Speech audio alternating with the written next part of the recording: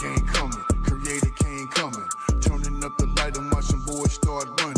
Let me tell you something, we ain't out here doing nothing. I can tell you scared, boy, niggas stop fronting. It was all in the plan. Create a gang is crazy. Boy, y'all better pay attention.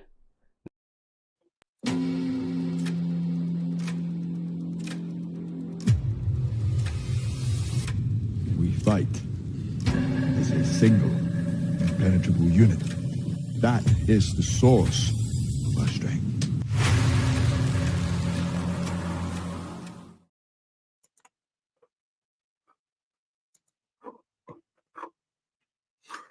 Boy, they did not want me to get that one off today. That's bad. That's bad. They didn't want me to get that one off, man.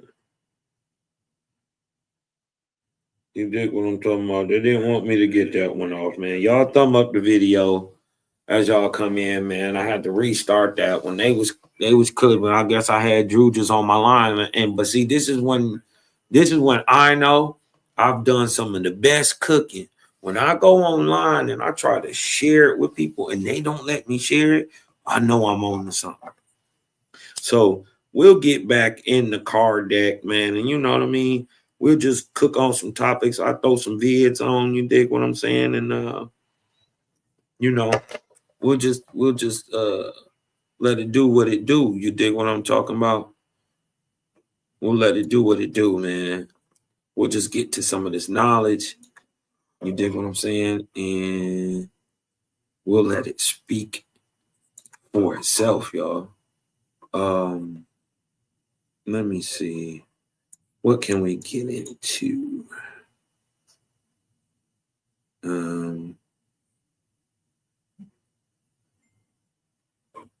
What about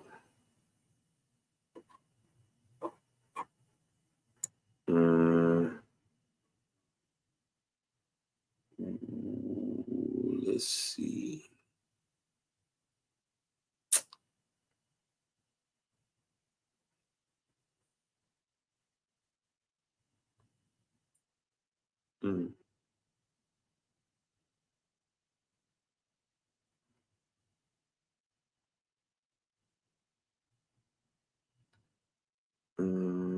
Let's see.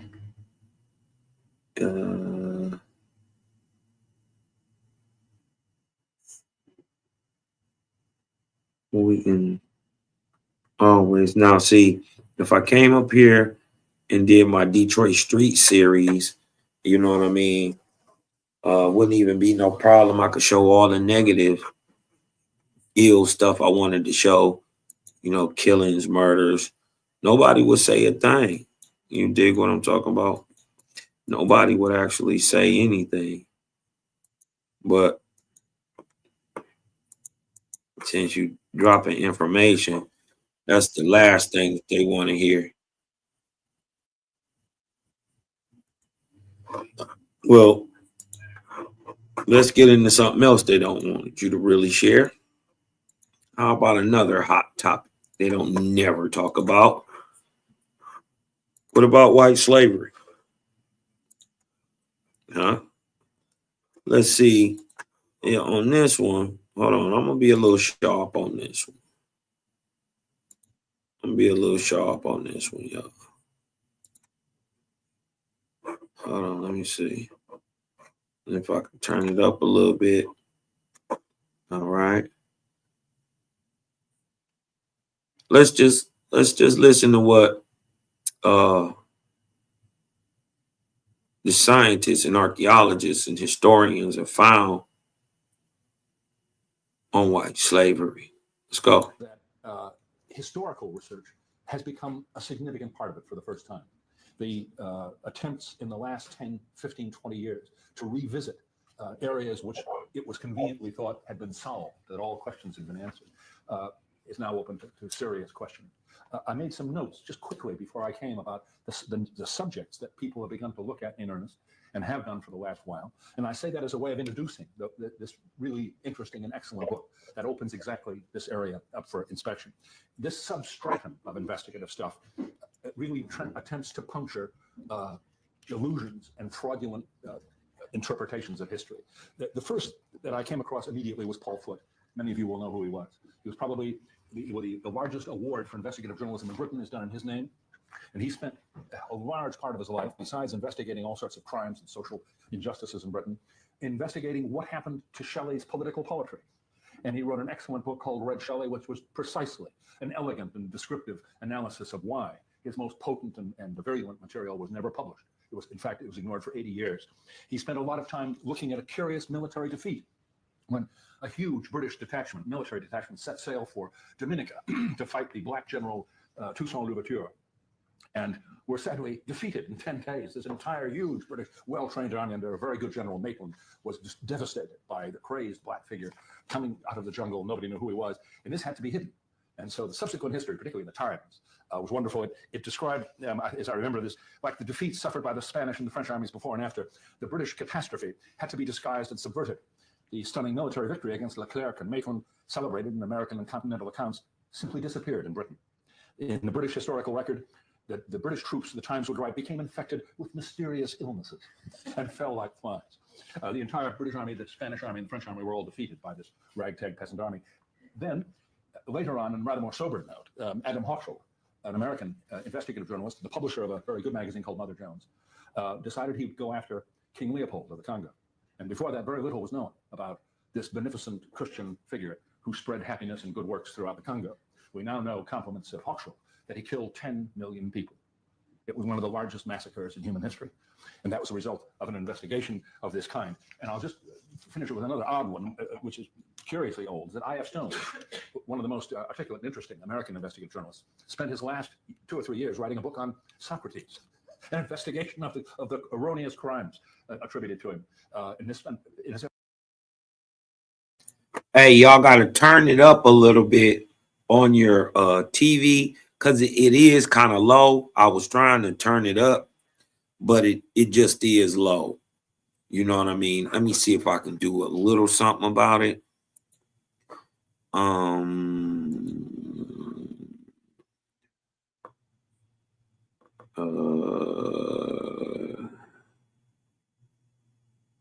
Yeah. Yeah.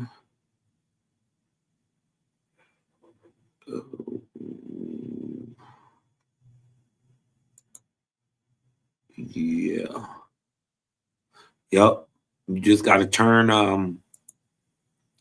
your TV up a little bit. And if it sounds a little fast, that's because I had to speed it up. I don't want to catch any copyright strikes or anything, and they just keep knocking my videos down and all that.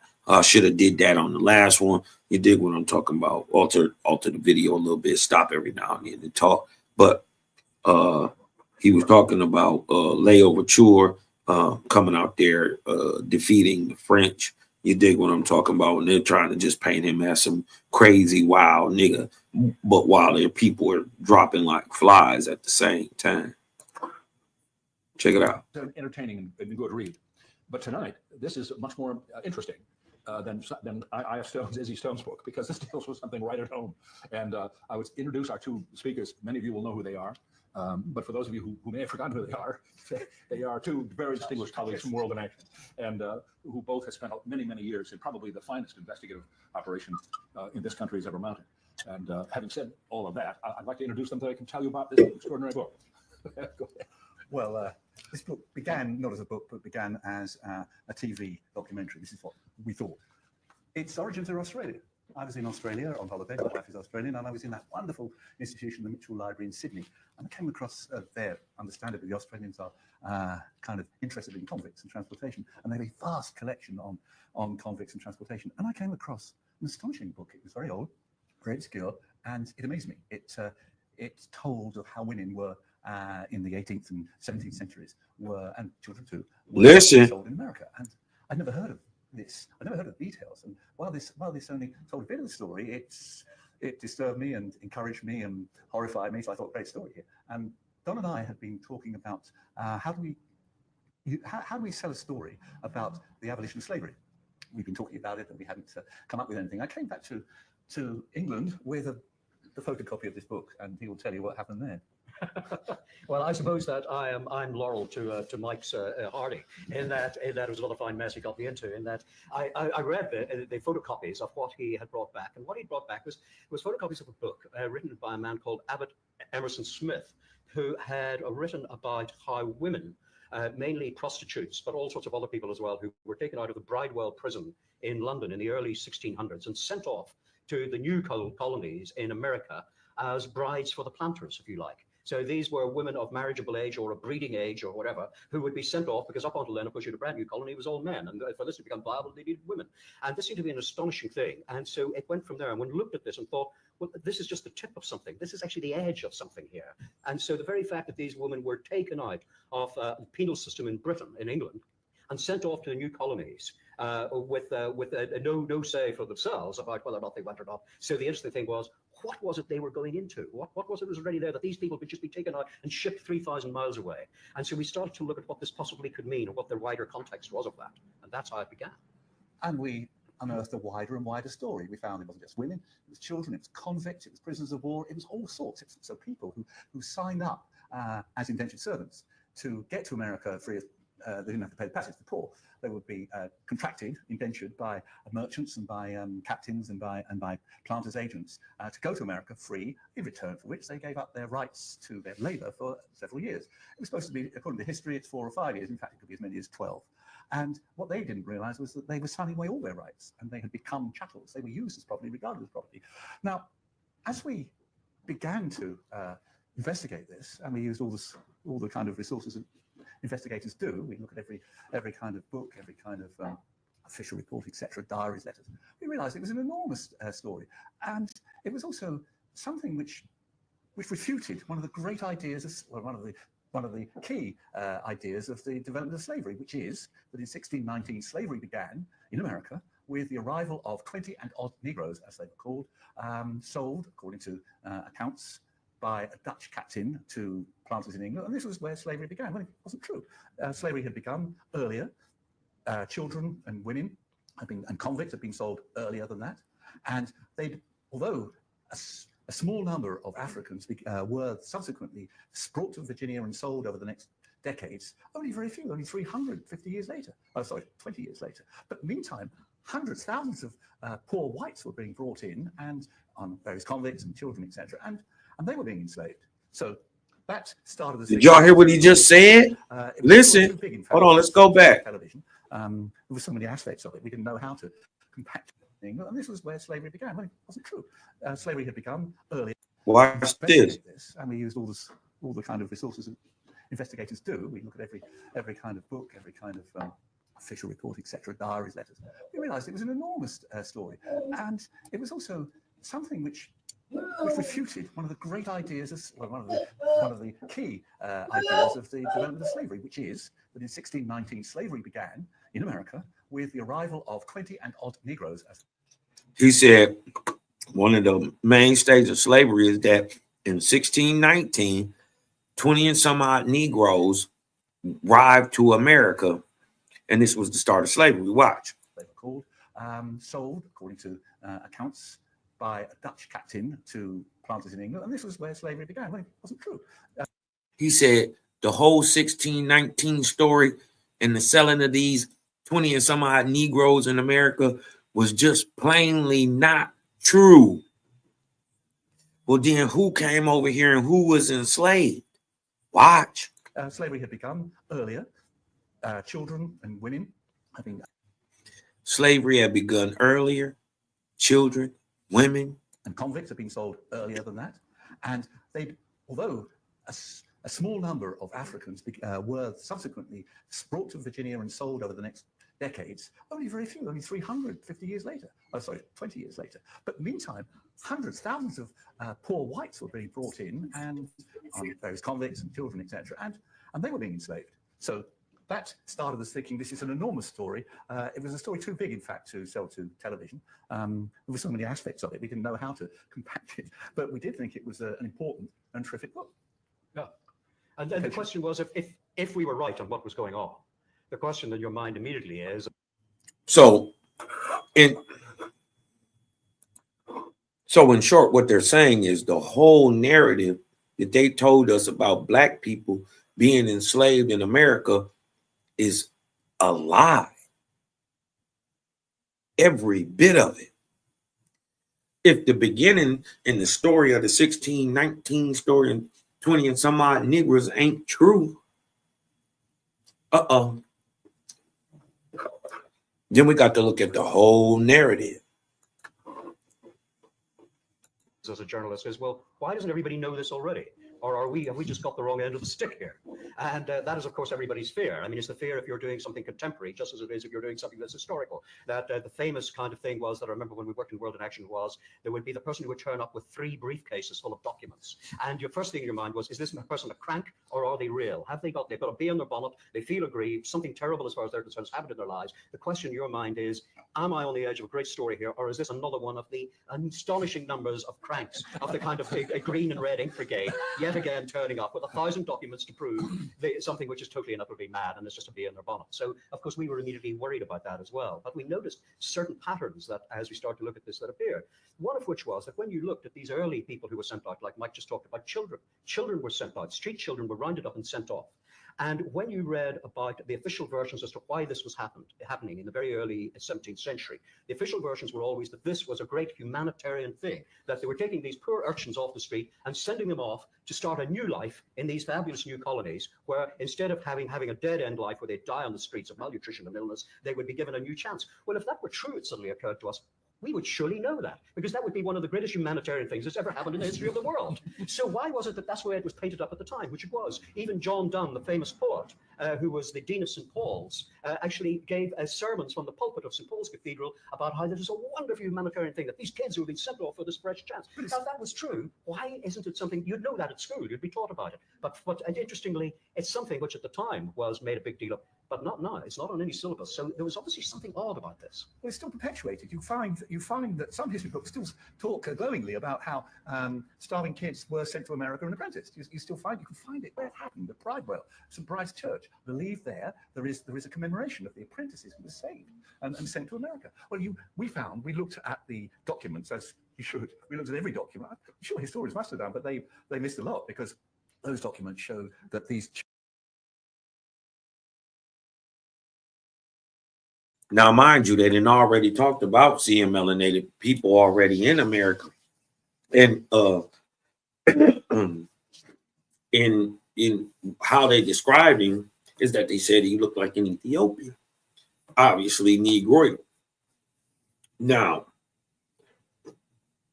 in calling him Indios de Terra, or the people of God, or people of God from Earth, or first people.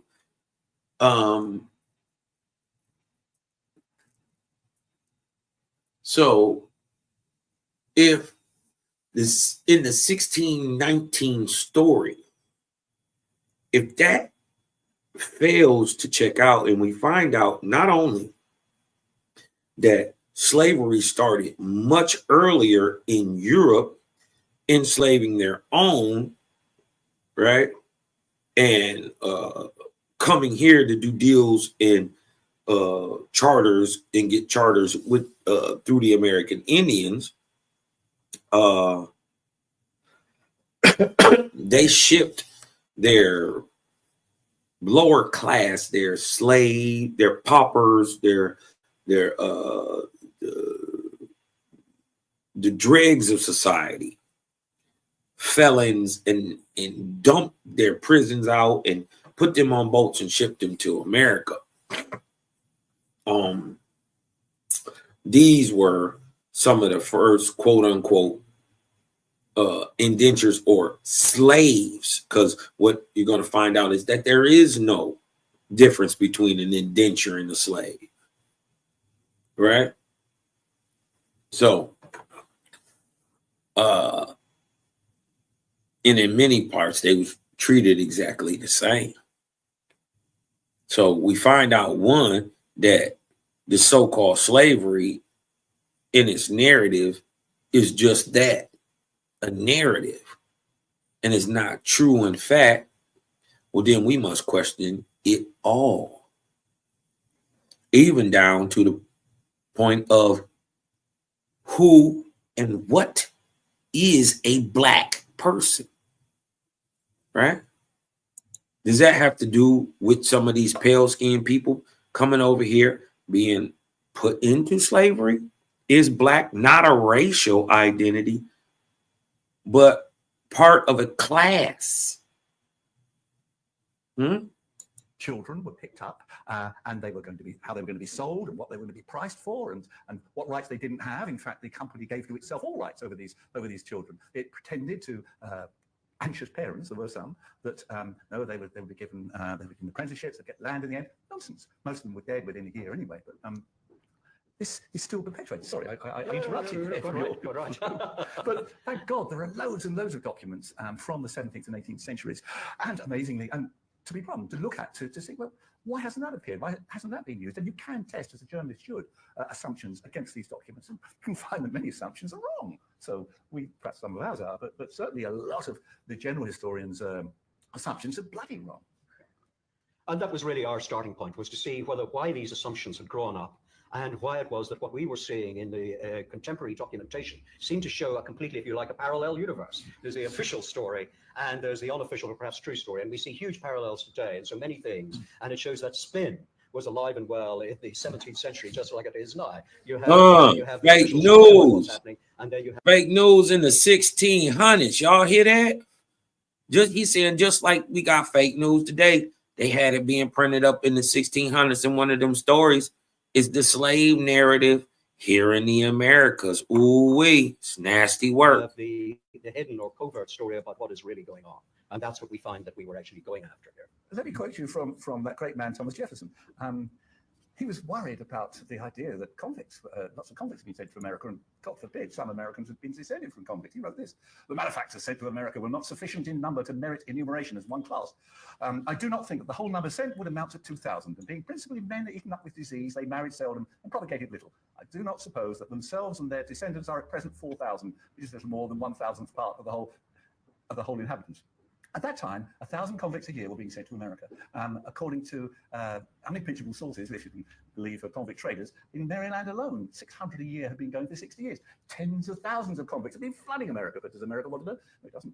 And hasn't ever since. You've got all kinds of self-delusions. I mean, you've got ideas about why America was so preoccupied in preventing the truth from well, I think that because of being an emergent nation, it was necessary to have a kind of creation myth, really. And I think that they were able to create one, really. I think that there's a very different thing if you look at what happened in Australia, whereas Australia and New South Wales in Botany Bay was set up as deliberately, they were designated penal colonies. And so anybody who went there, actually, and who's descended from it, they know they're descended from convicts. And actually in Australia it's worn as a kind of badge of honor, because actually quite a lot of these convicts were, of course, just petty thieves and so on, and horse thieves and general ne'er-do-wells and riffraff. And political dissidents. But that's the point, exactly, because quite a lot of them were political dissidents. And so, of course, particularly, Irish nationalists and so on, who were rounded up and sent there in large numbers. And of course, for them, the fact that they'd been transported for their political views, of course, was like a badge of honor. But in America, it was much more amorphous. This is a much more heterogeneous thing, and it happened in a totally different way. That none of these new plantations, even though they were all about making money,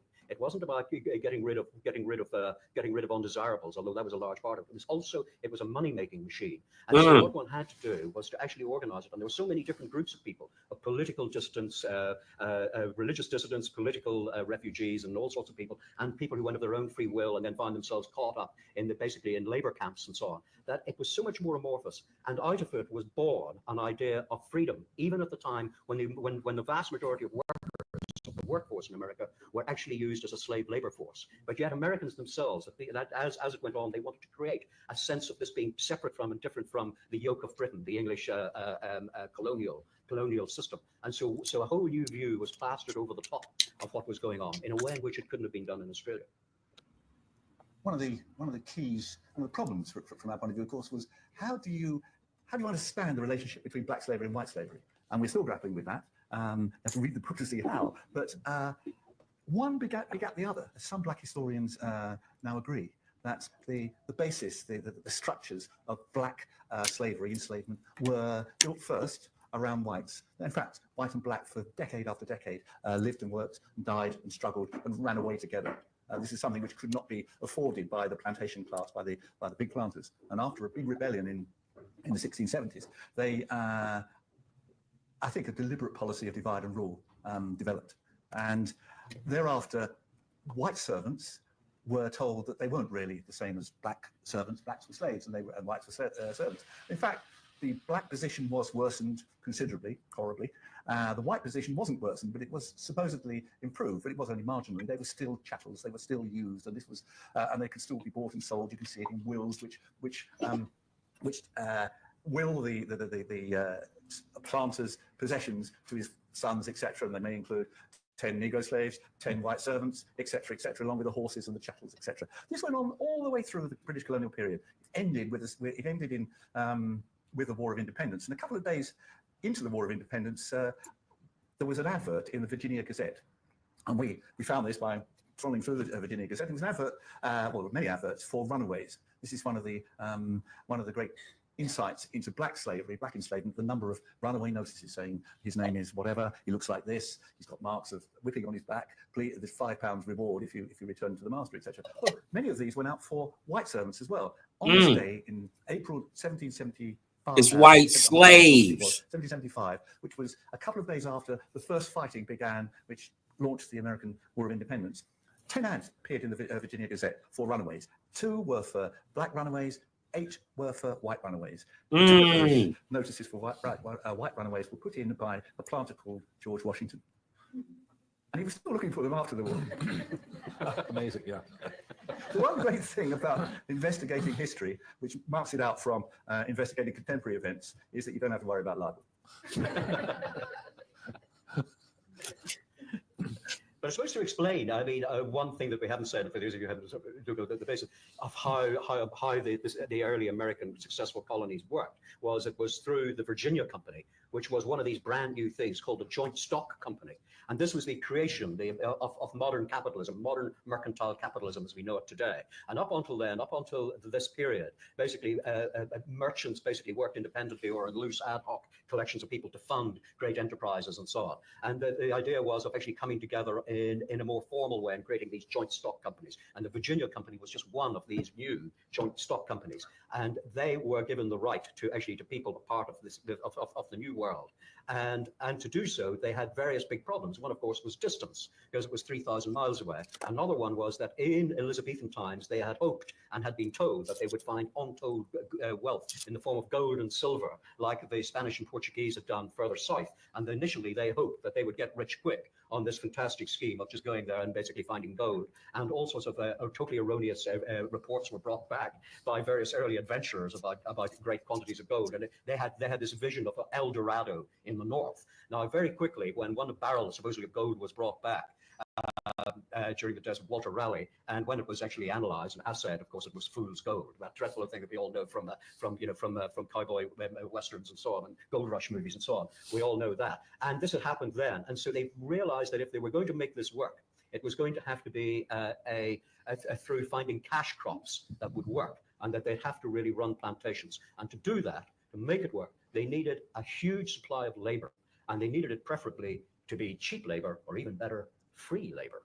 And so that was how basically the idea of getting people to come, either of rounding up people out of the jails and prisons and so on, or sweeping kids off the street, or also, of course, that the great social benefit was that if you would get rid of all the vagabonds and various sort of lowlife that people didn't like. And of course, vagabonds were not just people without a trade, because a vagabond in the late 1500s, early 1600s was classed as anybody who's like, if you were a traveling minstrel, you were classed as a vagabond.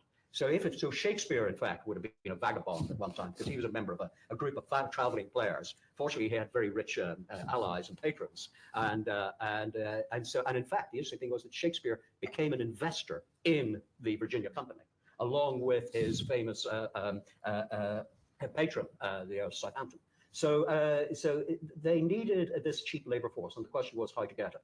And they dressed up these ideas of rounding up basically vagrants, petty criminals, and then, of course, all sorts of dissidents and so on. And they would all be shipped off under the pretense that basically they were the ones who were not criminals and who were not criminalized in this system of rounding up vagrants and homeless children and so on. They used a very interesting technique to actually to persuade people to go there. They painted a rosy picture of this great new world. And they were aided and abetted in this by a wonderful thing, because at that time, of course, there was a huge upsurge in religious dissent, and all sorts of new religious groups grew up, names that we know today, like the Quakers and Puritans and the Plymouth Brethren and so on.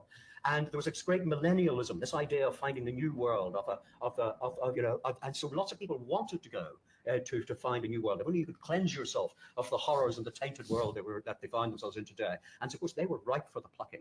And the idea was that if they had no money, many of them, and so all they were doing was going to work their passage off over a period of years. But of course, this system was totally abused, and it was totally abused in a very particular way, which maybe Mike would like to talk about, called the head right system, which is how human beings became commoditized. They were turned into commodities, like chattels, like something that could be bought and sold, like a hog or a cow or a goat or anything else. And they became worth a particular amount of money. And this was simply because, and how they became, they turned in from people who were just going to search a new life for themselves, became commodities. And maybe you'd like to talk about that, Mike. Well, head rights was introduced in 1619 to encourage settlement. And the idea was the payment of 50 acres of land in Virginia for every soul brought into Virginia, every soul brought in by someone else, or every soul who paid for their own passage. And so people after with money could invest in people. They could pay for half a dozen poor to go to America. They would sign them up as indentured servants, and if it was half a dozen, they get half a dozen and 50 acres, several hundred acres. Some brought vast numbers of people, 60, 70, hundreds.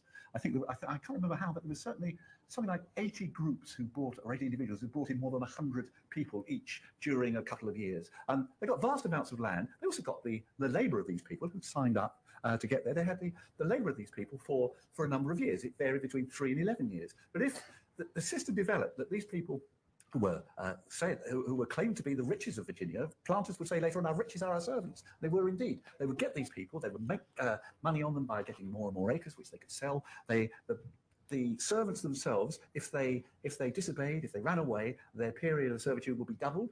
Sometimes it would certainly go up. It could go up for every month away. They could serve 10 extra months. So if you're away for a few months, you could serve years and years and years. And most of these people never survived that long anyway. Half of them died within a year.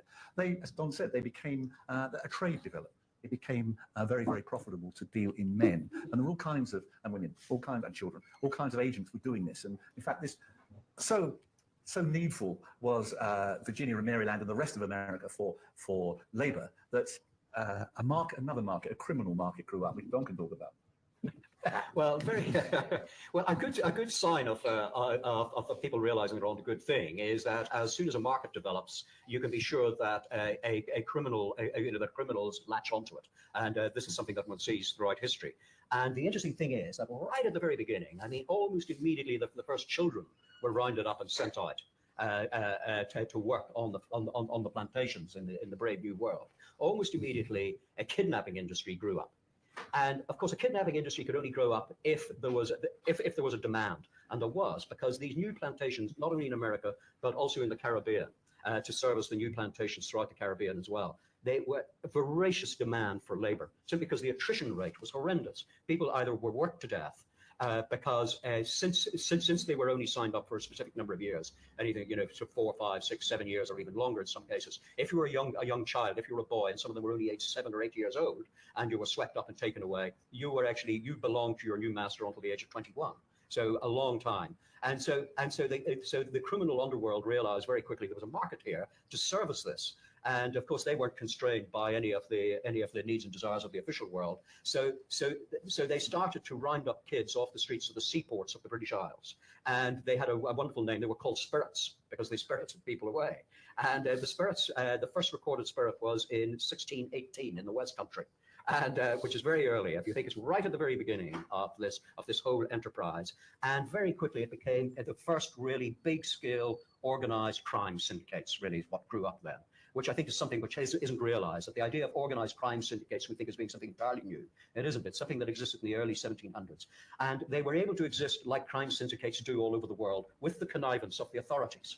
And they had all sorts of people from local beadles and constables and magistrates, and all sorts of people were in cahoots with them to round people up and flog them off to go and work as slave labor in the colonies. So this is one of the fascinating things, and very quickly you see how this, and it became a huge cause célèbre. When you read the newspapers, the news sheets, of the flyers of the 1600s, you see that it became one of these sort of like urban myths. I mean, it was a shocking thing, and there were endless reports about how, and in fact, there were cases where people got so worried about being spirited away that in fact there were cases where in the West Country in England where word was get around that spirits were in the distance, and all the young women or men of the village or town they would actually run away. They hid in the forest, Yeah, because there's a parallel with paedophilia, with the fear of paedophilia. Yeah. Except this was in a huge level, and of course went on for a long time, and then of course laws were quickly passed against all of this. And the kind of people who were preyed upon were the gullible, the weak, the young. So it was young children right through into men and women in their early mid-20s, really, where they and these people were either just shanghaied, like you think of straightforward violent kidnapping, or they could be inveigled on board ships. Come and see around my ship. And the next thing they know is the ship has taken sail and they're on it. And that happened a great deal. And in fact, stories like that were the basis for a great deal of stories that you get in literature. If you look at Robert Louis Stevenson's famous book, Kidnapped, the story about how Davy Balfour, the hero of Kidnap, is inveigled on board this bark at anchor just to come and see around it, and the way this young boy is. And the next thing he knows is the ship sets sail and they're bound for Carolina.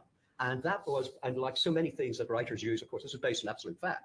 And there were so many cases of this happening to people, and people were, they were plied with alcohol, spirited away, they were knocked over the head, they were persuaded that they were signing up for a great world where they'd be given land and all the rest of the course, and just duped into this. And sometimes it was much more violent.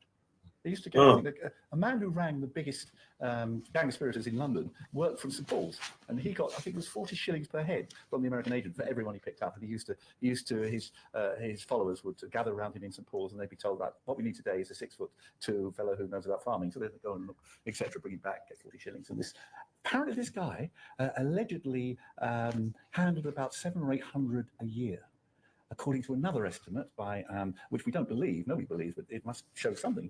And this was by an anti-slaver, a cleric. He reckoned that in 1680, the numbers being spirited away were 10,000 a year. I can't believe that, but I'm sure that it was a huge number. Nobody can know, of course, how many were spirited away. How can you bloody well tell? No crime statistics in the 17th century. One of the great things about the Virginia Company being a company for us investigative journalists is that, of course, it kept minutes. It kept voluminous records, and in those records, and it still escapes me how many historians haven't read them. You've got the details of the fiddles, of the governors who were selling people on their own account, the governors in Virginia.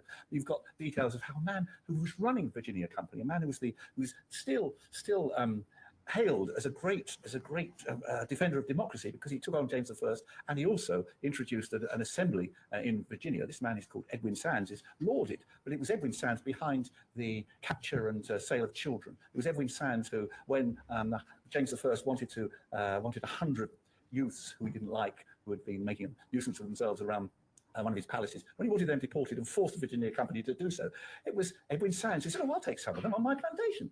You get this from the minute. You get amazing stuff about people who historians say are terrific, and they're not.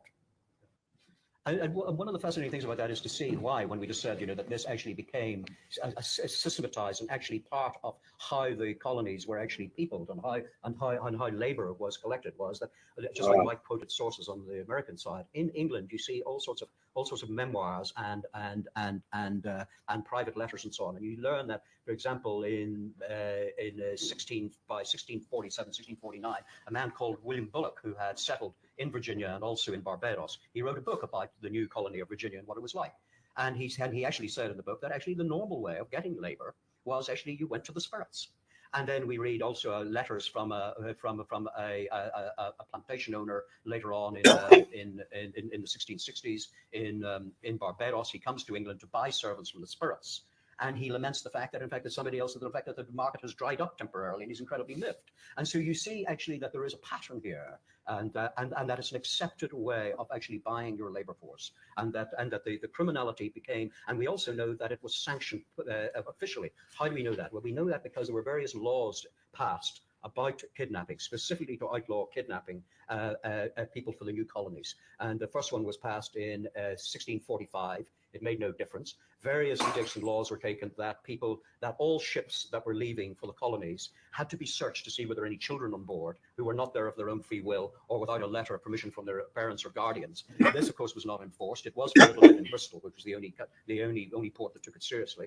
And then again in 1670, another law was passed that actually said that kidnapping kidnapping children to send them to new colonies was a capital offense, punishable by hanging. And we can see how effective that was simply because you see what actually happened when kidnappers, when spirits came up before the courts, when they actually came to trial. One great example in the mid 1600s was two kidnappers, husband and wife, came up before the court in London for kidnapping and sending off, without her parents' permission, a 16-year-old girl. So it's now it's been a capital offence for 12 years at this stage. This is 1682, I think it is. And so what great penalty is meted out to them? They were fined 14 pence. They would have got anything up to 20 pounds, by the way, for selling that girl, by the way, and they were fined 14 pence. So what you see is the courts not meting out the penalties and the whole thing actually being part of a whole system throughout the society at that time. Oddly, it's one of the villains of history is a hero in this. One of the great villains of history is Judge Jeffreys, the bloody assize, the man who executed hundreds after the rebellion against James II by the Duke of Monmouth. The bloody assize swept through the West Country. As he was sweeping through the West Country, he heard, Judge Jeffreys, that the mayor of Bristol and the rest of the magistrates there were in cahoots with the spiriters, and they were conning people into pleading guilty to crimes which would get them transported. And if they didn't plead guilty, said the local judges to these manufacturers, you're going to hang. And of course, they all pleaded guilty. They were sent off there and they were sold, and the locals made a lot of money. Judge Jeffreys heard about this. He was outraged, amazingly. He brought the mayor into court and said he was going to have him. He was going to do terrible things to him. He began by fining him £1,000, which is a hell of a lot of money then. But then he was going to do much more. Alas, Judge Jeffreys fell, and James II fell. That's a Catholic, I say alas. Fell a few months later, and he was never able to right this wrong. And so the good Bristol Protestants were not taking recaps. Was there a way in which they determined the value of convicts and slaves? Well, it was laid down when in 1718. The government decided it wanted to make it a bigger business, sending convicts out to America, and so it subsidised them.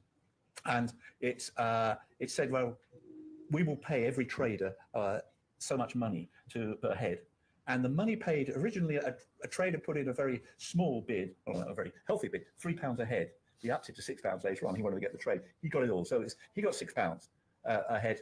Is that the price? No, because it's what he could get for it in the States. Sorry, in America.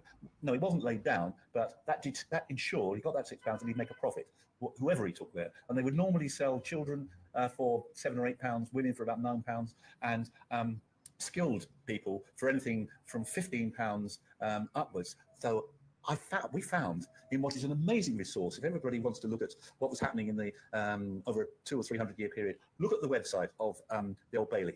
It's amazing. It's got all the transcript after transcript of trials. It's astonishing stuff. And in this, one of the end of our story is a plot to continue sending convicts to America. America has got independence. The English don't know what to do with their convicts because they can't send them to America anymore. So they've got 1,000 convicts a year. They've built up a great well of convicts on ships in hulks in the Thames, and they're filthy and they're full of disease and people are breaking out of them, etc. What can we do? Says the English king and the English administration. Well, smuggle them into America. So they decide they're going to smuggle them into America. They're going to con the Americans into believing these convicts are really ordinary poor immigrants. Well, they think they can get rid of it. And it goes ahead, this story. And it's in investigating this story, of course, it doesn't succeed in the end, as Chipman gets through. In investigating this, we found one guy who'd been sent, one convict, to America in the shipment. He'd been sold, and he by a whole series of mishaps, had returned to England and was going to be hanged because it was a capital offence to come back from transportation before your time. So this guy was going to be hanged. He told his story in court, and it's in the transcripts. And he said that he was sold for £60, which was a fortune. Anyway, what was his skill? I don't know. He didn't tell what the skill was. He just said, "I'm sorry, I that's just very want to good come point, back." because the price not only depended on how much did it cost to actually send the person, and that remained more or less steady around about £6 or so by the time you gave somebody a few grits to eat and you kept them, looked after them, and put them on the ship and paid the passage to get them there. So that was about £6, and then you looked for your profit on top of that. And very soon the price then rose once they crossed the Atlantic to about sort of £20 or so. And so, in fact, it's a very good question, is the price, because the price actually then tells you an awful lot about also how there was a con in all of this.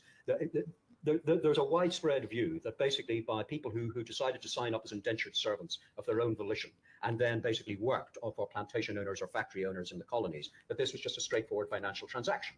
And basically, you pay for me, I haven't got any money, you pay for me to go across the Atlantic, and then I work for you for X number of years to pay off the passage. But when you look at the economics of it, you see that this is actually not really the case at all. And we're able to work that out because of some fantastic contemporary documents. One in particular is a remarkable piece of work by a man called Richard Lygon. And Lygon was a royalist in England, and during the civil wars, he'd backed the wrong side, obviously, and he lost his lands and his money, and he decided that he'd go to Barbados and chance his luck at setting up. And because when he went there, he was very well received by all the major landowners and planters and so on, and was received at the finest houses of the greatest planters of the day, who were already making astonishing amounts of money. And Lygon did the remarkable thing. He then came back to England, and he wrote his account of this trip, a true and accurate account of the island of Barbados, or something it's called, published in 1659.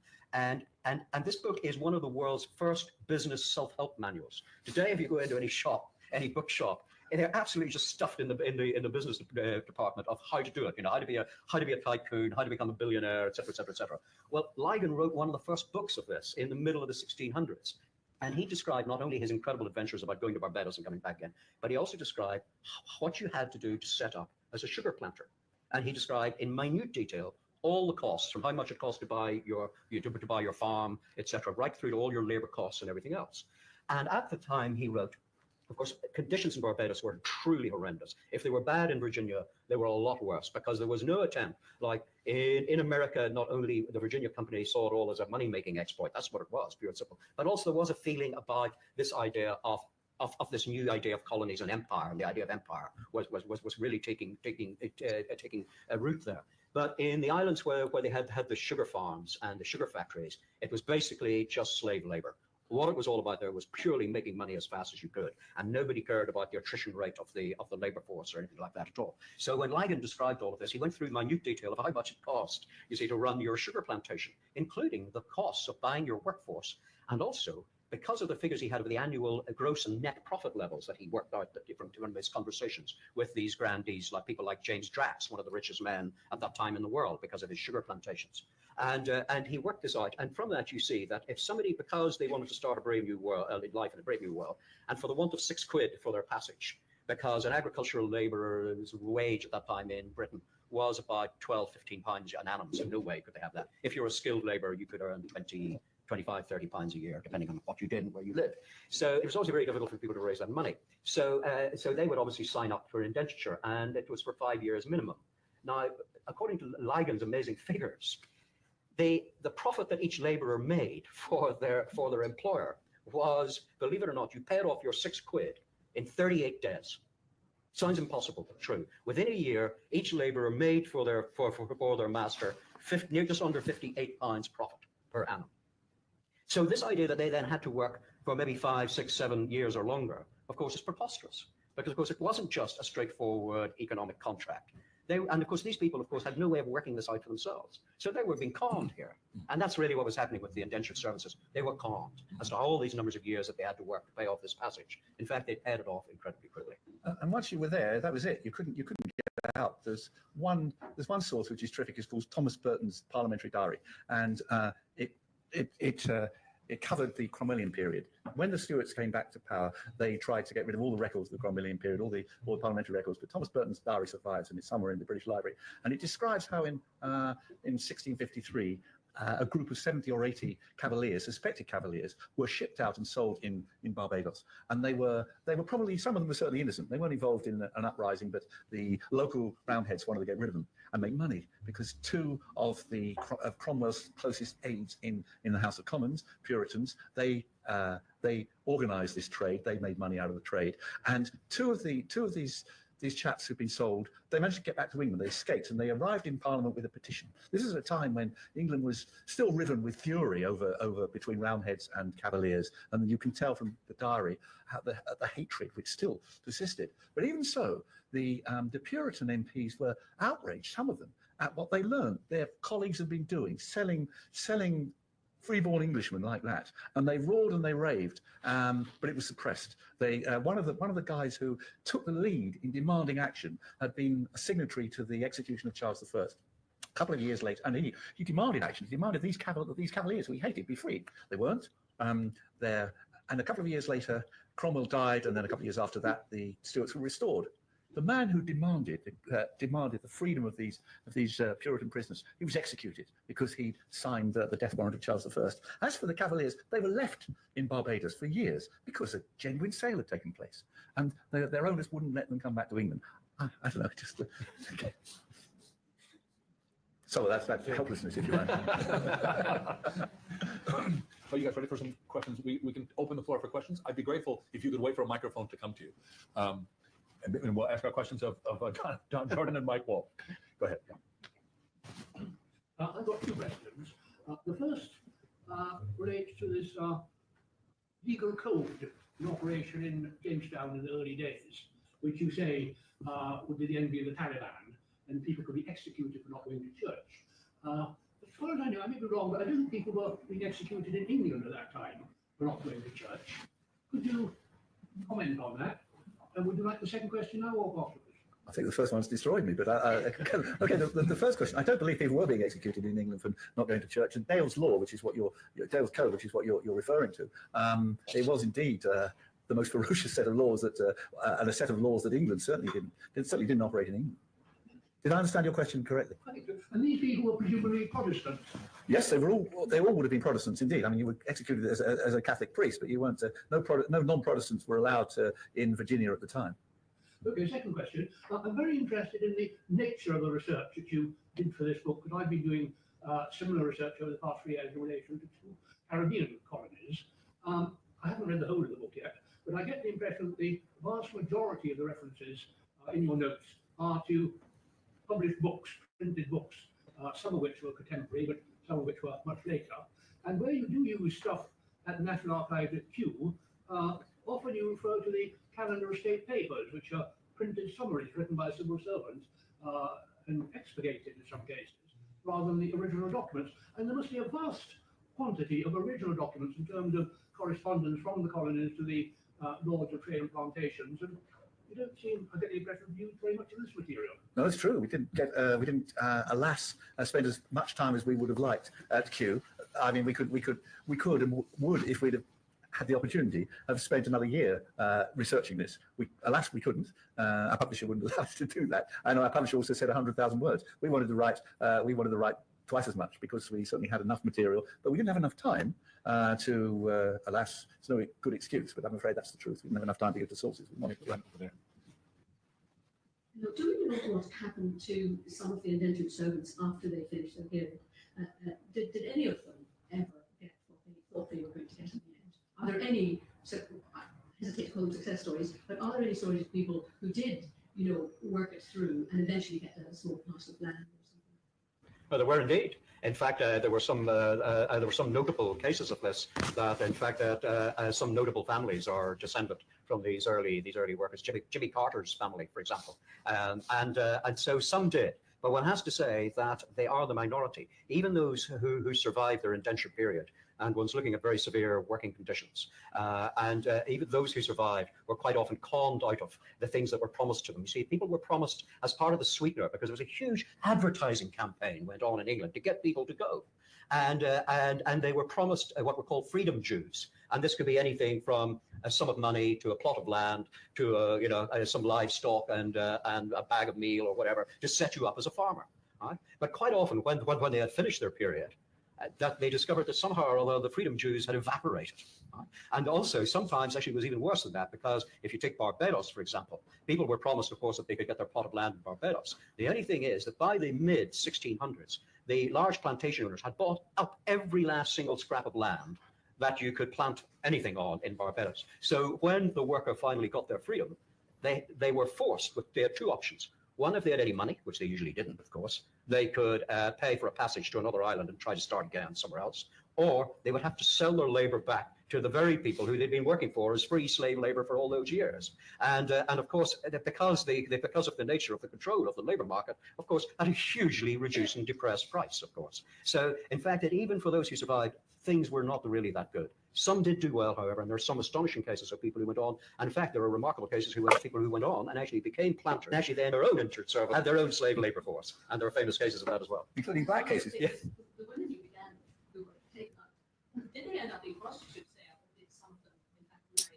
Well, no. They did. They did marry. Yeah, a lot of them did.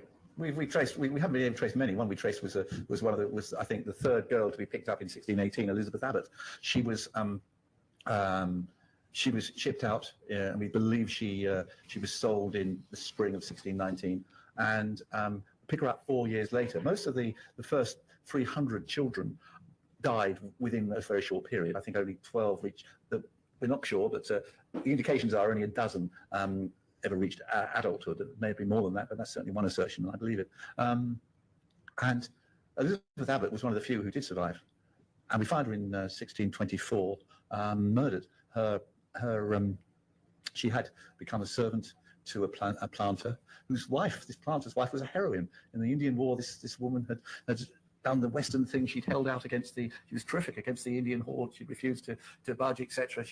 And she was lionized for this. But a couple of years later, she and her husband are accused of killing this girl. So this is, I don't know why I mentioned that, but you can't trace many people, and this is one that we did trace.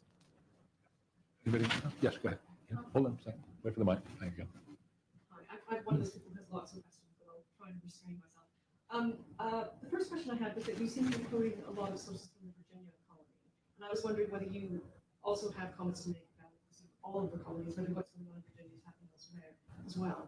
And then my second question is just about the historical context, because you're talking about people who led, as Hobbes said, the lives were nasty, brutish, and short, but weren't lives in 17th and 18th nasty brutish as well. And so what kind of concept of civil rights would people have at the time? I mean, for example, the area that I know about in New England, women were not citizens in the way that they would have been well, they were in New France. So there's a lot of sort of complexity and differences between, the vast area of land and colonial, but a lot of differences even in this period that you're looking at.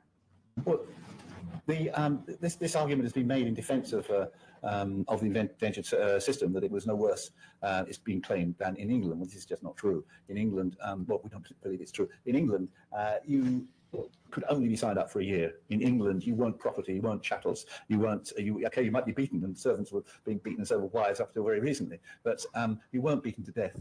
And if you were, it's very unlikely that your beater will get away with it. It did continually in America. You weren't tied to a whipping post. If you fled, you weren't branded, you weren't manacled. You weren't, in other words, treated as we know that Africans were, and whites were treated as Africans were. I must emphasize that the very worst treatment was meted out to Africans later on. You could be limbed if you were an African and you fled. In other words, lose a limb. Nothing like that, I believe, happened to whites, but it was pretty damned awful what did happen to whites. So, as for lessons, or as for what was happening in other parts of the 13 colonies, it varied. Maryland, Pennsylvania, terrible things happened. In New England, terrible things happened, which we've detailed some of them. But I think the worst extremes were in Maryland and Virginia. This is where we concentrate. There's a lot of work we'd like to have done in other parts of the colonies, but and we have done some. But much the same attitude to the use of servants as property that prevailed almost throughout the 13 colonies. Does that due to the lack of Hold on a second. You need the mic. No, it was just a comment. I was just wondering about the policing system, because you're making a comparison between what happens in England. There's a legal system which is enforced. There's also a legal system in the 13 colonies, but you're saying that people can get away with it. Well, you're on the edge of civilization, as it was called, and you are less. It's more easy to get away with things. But also, there was a different attitude.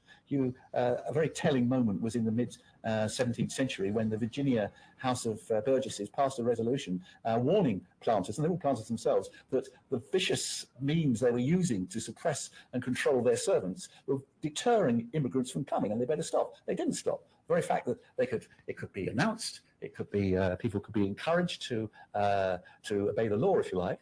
It made no difference, because the law was also controlled by the planters themselves, and they would be very kind to their fellows. It was a matter of degree. What happened out on the edge of the known universe, if you like, was very different from what you could get away with at the center. And out on the periphery, they decided to codify their laws about the relationship between masters and servants, and in various ways, and particularly in Barbados in the 1660s, they set up a code. And this code was something that could never have happened in Europe. You couldn't have had this in England. And it codified, for example, throughout all of this period, there was a huge problem of servants always running away. This is an ongoing problem. Now, if things were really good, you wouldn't have had this endless ongoing problem right throughout the 17th century into the 1800s of servants running away and whites and blacks running away together. And so anyway, they decided to have a code in Barbados which shows the level of how this was different from what you had in Europe. And if you ran away, it was decided, if you ran off the plantation, for every 2 days you were absent without leave, if you like, because they had a pass system, which is reminiscent of some other things in history we could think of. And they had a pass system. And if you were absent without leave, as it were, for 2 days, that was 1 extra year's servitude. If a male servant married without permission, 4 years extra servitude. If a servant fathered a child without their permission of their master, 3 years extra servitude. Now, this did not happen with farm workers at home back in England. This is totally different. The whole scale of the way in which they were treated, as well as Mike said, brandings, manaclings, whippings, people had bodkins put through their tongue, all sorts of terrible things were done to people that would not have been done legally. Yeah, and so it was very different. Out there, the gloves were off. At home, there was still the idea, thanks to the Magna Carta, there was the idea of the free-born Englishman. But of course, and also you have to remember, a great number of these workers were people who were looked upon with huge disdain and contempt because they were quite often Irish. And of course, the Irish Catholics, their masters were almost entirely, of course, were English Puritans. And of course, so they were not only foreigners, but they were also religious enemies, and they were a very long way from home. And also they were part of another system that was going on, which was actually to clear clearances in Ireland to push the Irish out so as the plantation could happen. So for economic and political reasons and religious reasons, they were very badly treated. Yeah. Oh, yeah. I was just wondering to what extent you thought that the situation of English people being used for servitude has a lot to do with the expropriation of the commons throughout English history. Absolutely, it's a direct correlation. The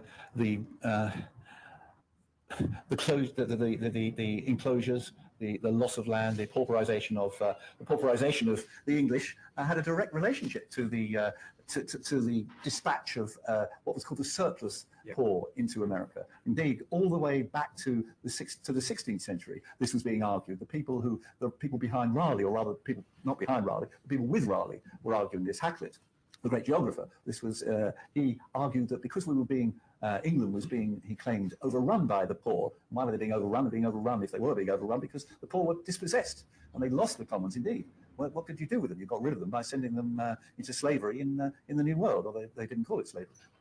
Very direct. Well, that is a very interesting point. Can I just pick up about this? See, the people who actually ran these schemes, these labor schemes and this colonization scheme and the factories and the plantations and this new mercantile capitalism, they never called any of this slavery, of course. But the interesting thing is, did anybody else? And the answer is yes. Contemporaries who were not actually involved in what was going on often did use the word slavery. And so we read in an official report in the 1660s on the nature of life in Barbados, we read in the official report the word slavery is used by the indentured servants in an official government report by an official observer who is sent to actually see what is happening in the colony. And we read again and again various people who survey the scene and they use this word slavery. And for example, a man called Ned Ward, a well-known popular writer in London at the end of the 17th century, he writes a book called London Spy, and he talks about people being inveigled off to work in the colonies, and he says, these are people inveigled into slavery. He uses the word slavery. If you go into the early 18th century, Daniel Defoe writes in 1722, he writes Moll Flanders, and in it, Moll, she of course is herself, of course, is a thief who gets deported, and of course the writer puts into her mouth the words that of course been sent as an indentured servant, of which he says more properly called slaves. In 1760, the Virginia Gazette runs a large piece making the same point. Yeah, and so this again and again, you see this word used by those who are not actually directly involved. Yeah, go ahead. What impact do you think your book will have on the traditional view of the development of slavery across the Atlantic? And if it's not the impact you would hope for, then why do you think that will be? Maybe you should answer. Well, the book is about to be published by an American publisher, so it's not published in America yet. So it'll be very interesting to see in fact, what impact, if any, it does have in America. So we're actually wait and see what that might be. So, if you look at the website of the organisation which is promoting the 400th anniversary of America, which is happening now. It's 400 years ago that the Virginia company set up its first successful settlement in Virginia, and this is now the Queen's gone over there to celebrate it. Prince Bush, etc. Lots and lots of American cavalcade over the beginning of America, etc. And we were looking at some of the promotions, and one of them says "Thank you, America," and there are lots of T-shirts run by all kinds of disparate Americans, all kinds of races, and they name "Thank you, John Smith," "Thank you, Diggers," "Thank you, blah blah blah blah." There's all kinds of people there from all races. But the interesting thing is, and there are black slaves, there are white slavers, there are Native Americans, as I said, there are African Americans who are slaves. There isn't one name which you can say is an indentured servant or a convict. This has been wiped out. They still won't recognise that 3/4 of the people who went to America from Europe in this colonial period were indentured servants, and a good number of those were appallingly treated. But you wouldn't believe it if you looked at the website, if you looked at the celebrations. So I think we'll be up against it. I think it's very unlikely that it will make a deep impression. A good example of that, in fact, because I looked at exactly the same thing. This is from the official website to celebrate 400th anniversary of the founding of Jamestown, and it says here, the Jamestown settlement brought people from throughout the Atlantic Basin together to form a society that drew upon the strengths and characteristics of English, European, African, and Native American cultures. A complete poppycock. I mean, they had no idea that there was such a thing as Native American culture or African culture. I mean, this is just, I mean, these people live in Cloyd Cuckoo land here still today, after all these years and after everything that has been written about this place, and there's known about it. And they go on and say, the economic, political, social institutions that developed during the first 9 decades of the existence of Jamestown continue to have profound effects in the United States, particularly in English common law and cross-cultural relationships. Now, just in case, that is such astonishing nonsense to find this written today, and it's no accident to find out that the same people who are responsible for writing this complete and utter a mishmash and distortion of history, of their own history, are actually decided that one other great thing they would do to celebrate the finding of modern America, if you like, was they took a little fragment of from a packing case that had been sent to America, to Jamestown, and it's a little brass plaque that just is a postal address, if you like, that had been tacked on to a packing case of supplies sent to Jamestown in the very early 1600s. And all it says in this little brass plaque is Jamestown. So what did they decide to do with this brass plaque to celebrate the 400th anniversary of the founding of modern America? They put it on board the space shuttle Atlantis and blasted it into space. I mean, so that is the kind of sort of view. And I think that it seems to me as a sort of wonderful symbol of where this kind of view is coming from and where it's going. Okay, hold on a second. Hold on, wait for a microphone. Wait for a microphone. Don, with all respect, as a product of American education and someone who did a doctorate in history, I can tell you that from about age 14, when you first have your American history, this is in every textbook throughout, although we don't have a national curriculum in the United States, indentured servants, and much of what you would say, not the beautiful nuance and subtlety that you've had this evening, but is mentioned, and there's definite recognition. As a sidebar, knowing personally some of the people who are tied in with this 400-year celebration in colonial Williamsburg, I don't mean to belittle them, but this is the colonial dames of America, the daughters of the American Revolution. It is a private group of, frankly, white descendants who are in their own little, as you say, little world, and they're not at all representative of the larger historical consciousness within the United States. And on one hand, it's tragic, frankly, because they are a private group. This is not tied in with any government, be it state or national agency. Williamsburg is a completely private enterprise. This is Jamestown, et cetera. And I think that has to be recognized because it's literally a group of sweet old women who are running the show. Who've got a very particular vision of America there that they're, promoting. Well, I emailed, I think it must have been 60 American historical societies, asking if I could, for help with anyone who was descended from indentured servants. I got one reply. Maybe it's. I think the plus. Hold on. There you go. I'm not in the cusp of youth, and I'm saying going back to at least the 70s, truly, in the most common textbooks in secondary schools across America, there's a pretty good, vigorous discussion of indentured servants, and that whole depth, the labor force, and much of what you said, for example, 3/4 of the colonial population, for example, Virginia and Maryland, not less so up in New England. And all I'm trying to get at is that there's a consciousness there, and I don't know which historical societies again we're approaching, but joy of joys, I would say, is if you were at the universities and the people who are writing textbooks, albeit more work can be done, and what you've done is a terrific contribution. But I just want to point out, though, that there is,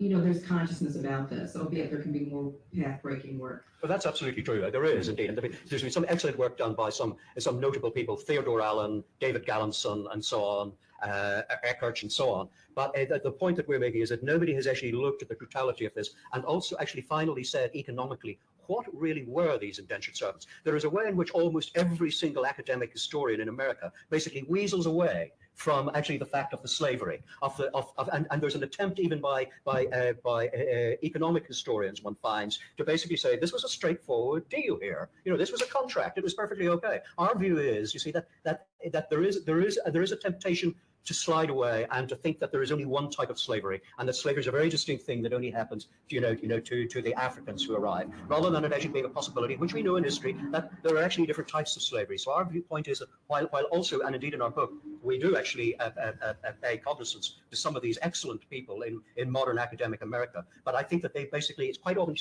my point is, one shouldn't necessarily leave it to an historian to actually decide how to define terms. It is actually quite often more a philosophical matter, and I think that what has happened is that quite often these historians have refused to face up to the philosophical matter of defining the terms, and that is what I hope that we've tried to do. I mean, maybe we're wrong, but it's what we've tried to do, and I hope to some extent maybe we have succeeded.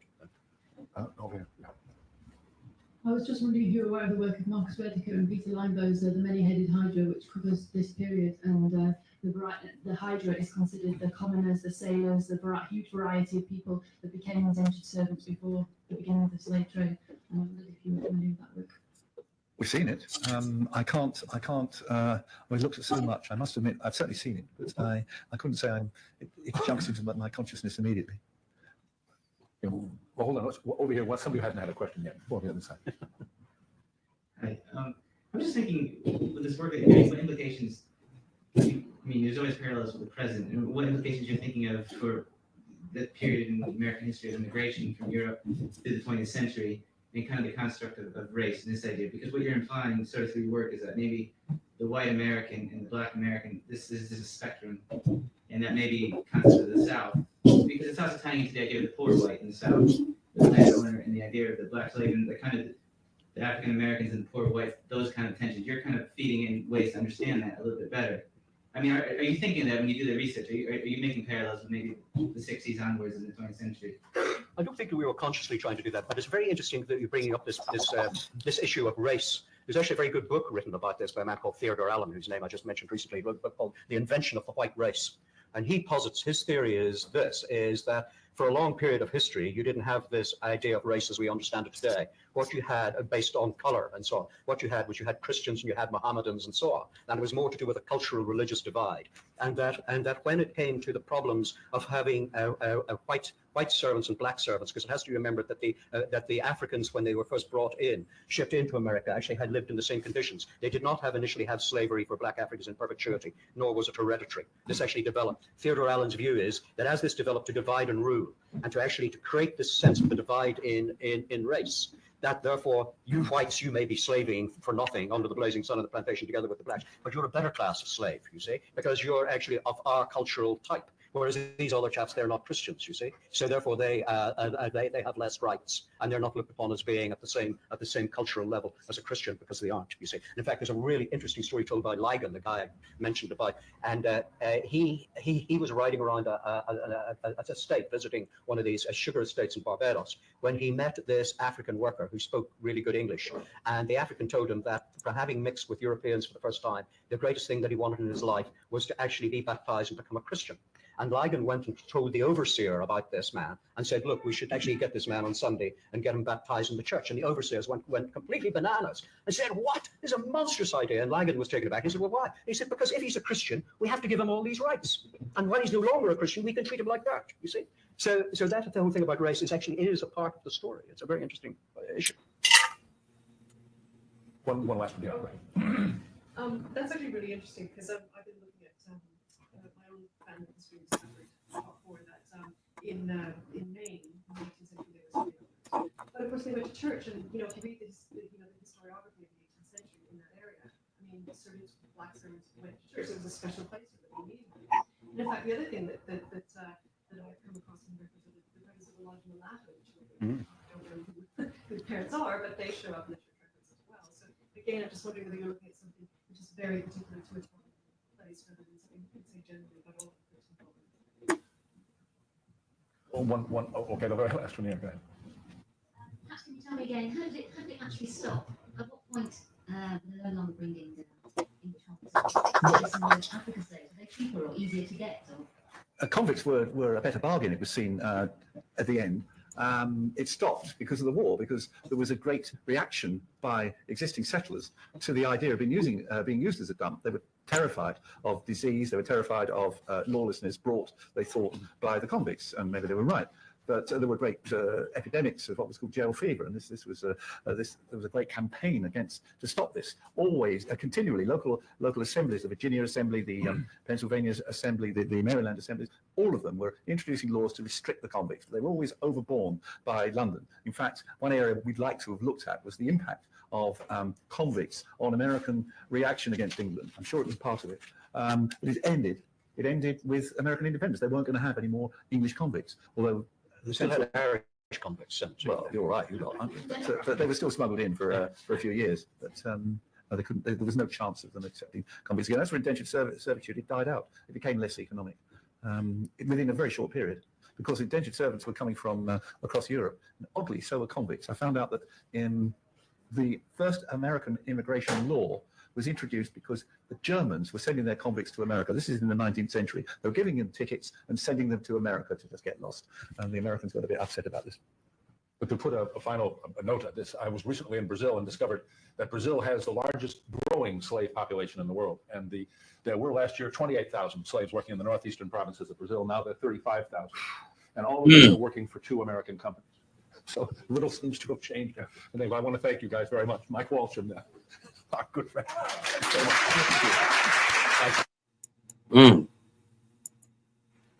With that being said, that's a little just deep little dive in with them boys who actually know what's going on. This stuff was so prevalent over here. You dig what I'm saying? And while they try to, and there is no things that's real things that say they didn't treat Africans really bad. But my thing is, how do you know they're Africans, one? And two, what did these Africans look like? Because it always seems when you mix one with anybody who brown, you produce a mulatto. How is that if you are supposedly a deep black, blue, brown African? How do you look at a person and create and get mulatto out of 2 brown people? I don't get it.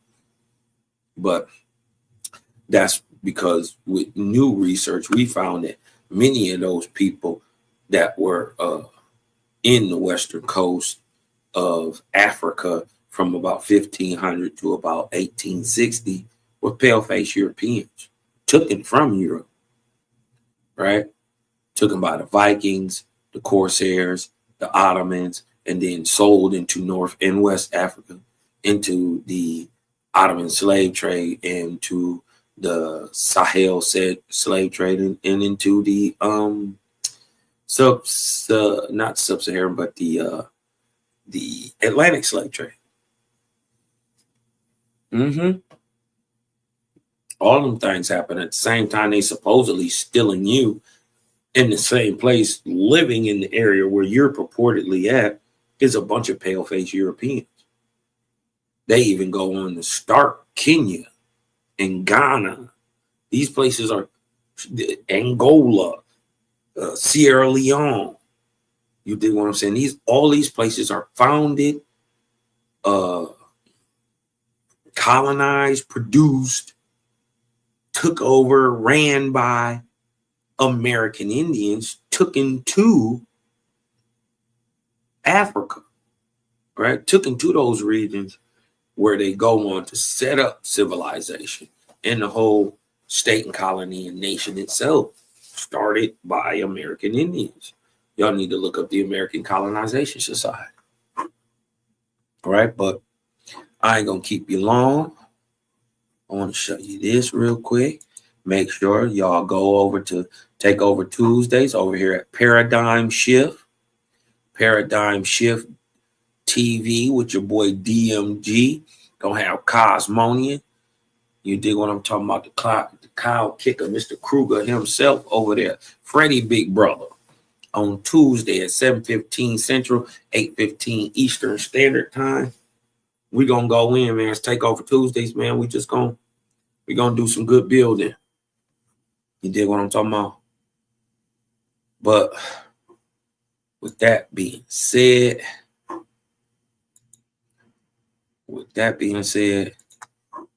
we gonna go ahead and get up out of here, y'all. I need y'all to breathe in and let that light in, because I'm Cosmon, and I'm out.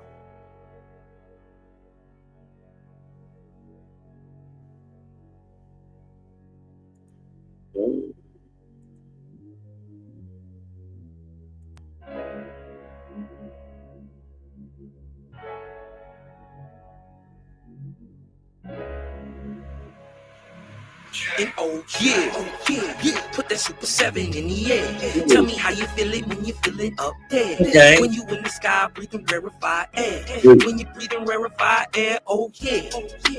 Put that Super 7 in the air. Tell me how you feel it when you feel it up there. When you in the sky breathing rarefied air. When you breathing rarefied air, oh Just that Chow Fef, that Chow Mein, that Papa Bull, that Tao Mein, since sunset in the arc of Wayne. My brain moving like Tao Sang, so ass above, it's so below. That up and that down thing, this flow is atmospheric. I call that a ground game. See, water is knowledge, so if I'm teaching, you're learning. So how your God make a sun without vortexing current? See the pattern is panic, I'm reaching out for my people. Oh, watch me flow through your speakers, you feel the force of the equals. And when the force gets the equal, I'm taking off like an eagle. Police popped the pastor yesterday for pushing political. My DNA is Moshe.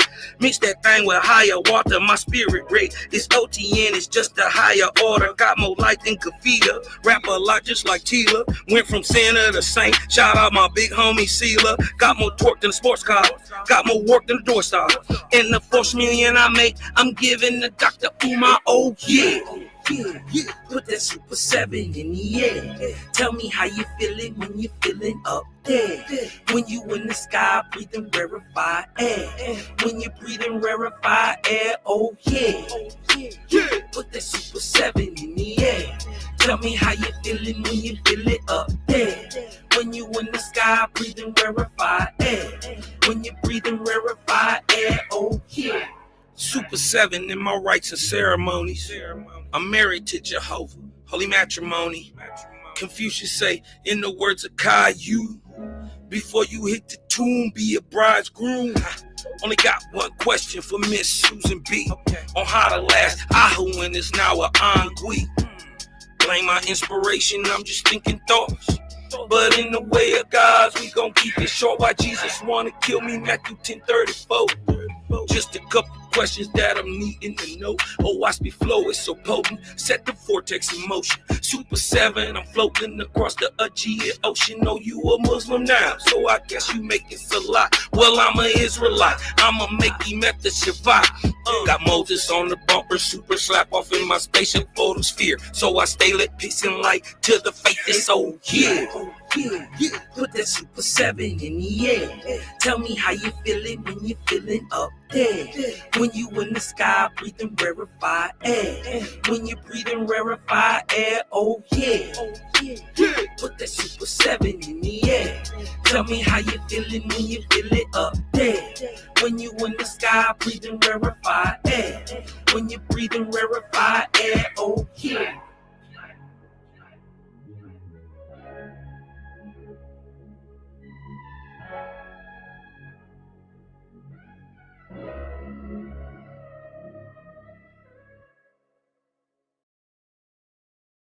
Shoo! An track I'm set. An track in bet het. Shoo! Anetrak Amset. Chirac Ast. Nuke Ast. Shoo. Nuke Amset. Chirac Ast. Anetrak Amset. Nuke Ast. Shoo. Anetrak Unbet Het. Shoo. Nuke Shoo.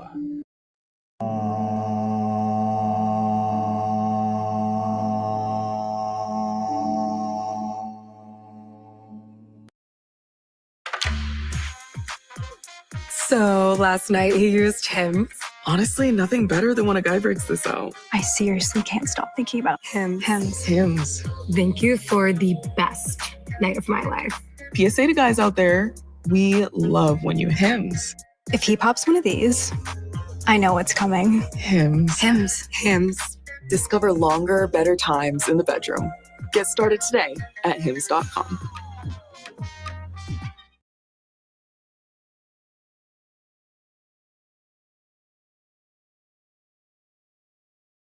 Yeah. Create a gang. FOPE dis. For our people's ignorance.